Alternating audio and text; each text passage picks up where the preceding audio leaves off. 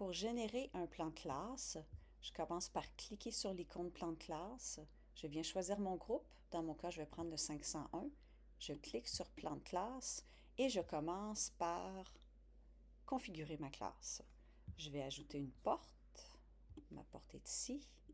Ensuite, deux fenêtres, comme ça.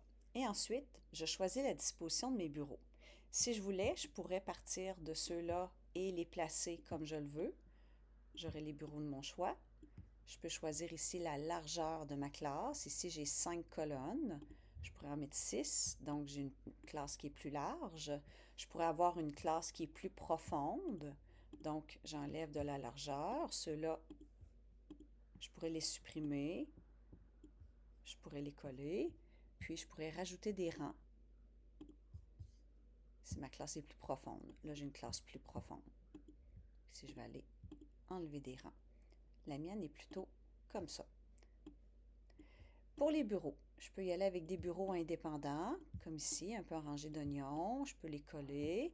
Je pourrais aussi choisir de les mettre en angle.